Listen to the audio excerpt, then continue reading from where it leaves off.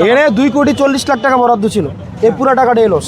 কারণ এমন রাস্তা সরকার টাকা দিছে, তারাও কাম করছে, কিন্তু এই রাস্তা খাতা কলমে আছে, কিন্তু মানুষ হাঁটতে পারবে না। যেখানে ধরেন 100টা রোড লাগতো, সেখানে 70টা রোড দিয়ে চালানো হয়েছে। হ্যাঁ ভাই, আপনারা যখন রাস্তাটা হচ্ছে আপনাদের হয়, মানে অ্যাসেসমেন্ট হয়, আপনাদের কি লাভ হয়েছে বলুন তো? এই রাস্তাটা করে বলেন, আপনি বলেন এদিক থেকে গাড়ি চলতে পারে? কারণ গাড়ি তো গেলে তো এদিক থেকে গাড়ি চলে না ভাই, পুরো আমার 2 কোটি টাকা লস। আপনি এই পাশে 2 পাশে আপনি ইট বসাইছেন, এবং ইট বসাইছেন 2 পাশে, যে ইটের সাথে রাস্তার কোনো ধরনের সামঞ্জস্য নাই।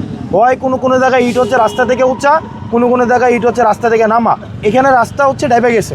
আমার একটা 2 মাস যায় নাই, আপনি 2,40,00,000 টাকা এখানে ইনভেস্ট হলো, 2টা মাস গেল না, আপনার রাস্তা হচ্ছে ব্যবহারের অনুপযোগী হয়ে গেল, জ্যাম বাড়ার থেকে কমার থেকে বেশি বাড়লো।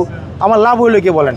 টাকা সরকার আপনারা দিছেন, এটা কন্ট্রাক্টর পাইছে, কন্ট্রাক্টর কাজ করছে, জনগণের কোনো লাভ হয় নাই। তাহলে এই টাকাটা কি, মানে পুরোটা তো অপচয় হয়েছে। তো আপনি তখন ডিজাইনটা দেওয়ার সময় বলতেন এটার সাথে আরও কিছু টাকা বাড়াই দিয়ে আরসিসি করে ফেলুক, আরসিসি ঢালাই করুক, আপনারা তখন প্রপোজ করতেন। আপনারা কেন হচ্ছে এইসব ফালতু 6 নম্বর ইট আনলেন বলেন? 6 নম্বর ইটে গেলে কোনো কাজে দিছে? একটা গাড়ি চলে না। তাহলে আপনারা শুধু পিলু পাস করেন। আপনি এরা বলেন যে এ জানে না, ও জানে না, সে জানে। আপনারা যেভাবে হচ্ছে জনগণদেরকে ঘুরান, সাধারণ মানুষ আমার টাকা দিয়ে রাস্তা হয়েছে না, আমার রাস্তা বুঝা পাই না, তাহলে আমি এতজন চিনা লাভ আছে? আপনারা তো কনস্ট্যান্ট থাকার দরকার ছিল, এখানে রাস্তাটা ঠিকঠাক হইতেছে না হইতেছে। আপনি এটা মানেন যে 2,40,00,000 টাকা লস হয়েছে? কি কাজে লাগছে বলেন? এখানে 2,40,00,000 টাকা কি কাজে লাগছে? আপনার যে লোড গাড়ি এই ইটে উঠতে চায় না, কারণ তারা ভাবে যে এটা নিয়ে হয়ে যায়। আপনি আমারে তাহলে আমার এই যে টাকাটা ইনভেস্ট করে আমার টন একটা লোড গাড়ি হয়, আমার টাকাটা ইনভেস্ট করে তাহলে লাভ হয়েছে কি বলেন? এটা আপনার এই টাকা ইনভেস্ট করে লাভ হয়েছে, এটা আসলে না, লাভ হয় নাই। তার মানে কি লাভই হয় নাই? তাহলে আমার ভাই আপনি লাভই, তাহলে এটা তো জনগণের কোনো ফয়সালা হয় নাই, কাজ লাভ হইছে?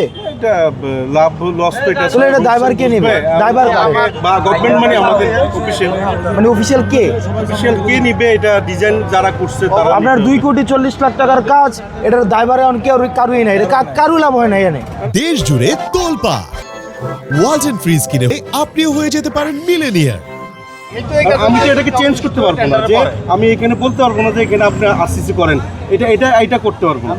ভাই আপনি ইয়া করেন, কালকে বসেন ইঞ্জিনিয়ারের সাথে, কালকে ইঞ্জিনিয়ারের সাথে বসবেন, বসে এই রাস্তাগুলো হচ্ছে ঠিক করবেন আপনারা। সারাদিন গালাগালি করে মানুষ, কিন্তু সারাদিন গালাগালি করে। সাথে আমাদের লাভ লস হোক আমরা করে দিব।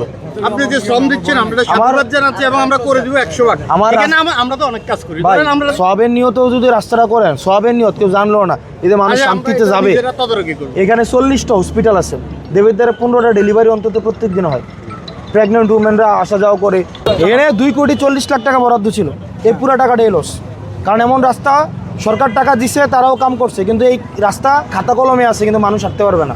2 মাস যায় না, ডেবে গেছে, পানি জমে থাকে।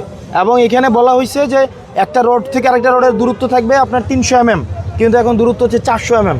অর্থাৎ যেখানে ধরেন 100টা রোড লাগতো, সেখানে 70টা রোড দিয়ে চালানো হয়েছে। 6 ইঞ্চি গাঁথনি করবে, কোনো গাঁথনিই করে নাই। এটা উপরে, অর্থাৎ রাস্তার উপরে, সারফেসের উপরে বসাই দিছে। বলা ছিল সারফেসের নিচে, যার কারণে লক নাই, এবং এটা স্লাইড করতে পারে যে কোনো টাইমে।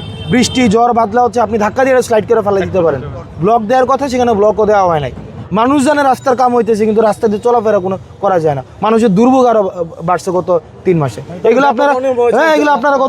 আপনারা কালকে ইঞ্জিনিয়ারের সাথে বসেই ঠিক করবেন।